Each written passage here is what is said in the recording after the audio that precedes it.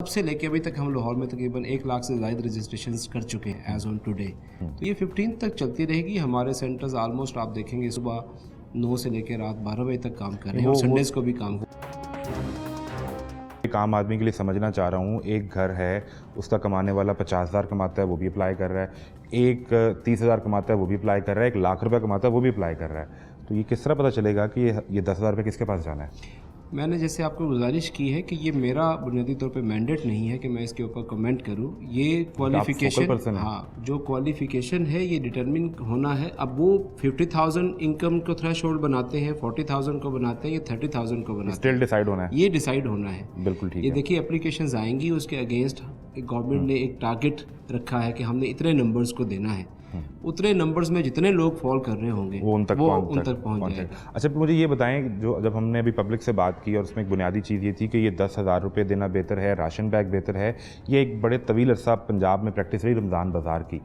तो अवाम में से अक्सरियत का ये ख्याल ये है कि रमज़ान बाज़ार में तो कोई भी शख्स है ना, अक्सर सफ़ेद पोश लोग तो वो होते हैं जो इन लाइनों में लगकर अप्लाई भी नहीं करते, तो वो भी रमज़ान बाज़ार से जाके सस्ती चीनी, घी, दाल, चीनी, आटा, चावल कुछ ख़रीद सकते हैं। तो वो बेहतर मॉडल नहीं था?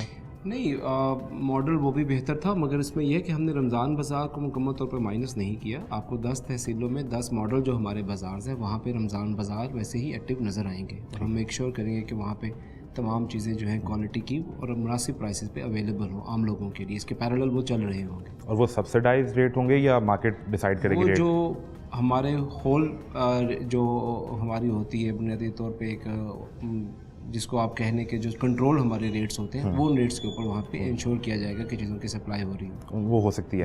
अब ये जो लोग अप्लाई कर रहे हैं इनमें से अक्सरियत का ये भी उसमें मसला या शिकायत ये रहती है क्योंकि रश बहुत ज़्यादा है और वो टाइम भी अब कम है, 15 की लास्ट डेट है।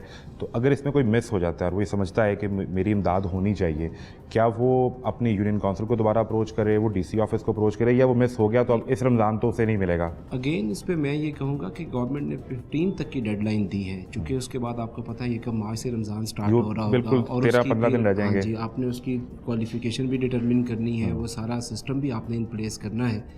तो ये तकरीबन पिछले 4 माह से रजिस्ट्रेशन हो रही थी और फिर जो हमने इसके अंदर एक्सटेंसिव जो हमने कैंपेन की है वो हमने 29 जनवरी के बाद की है।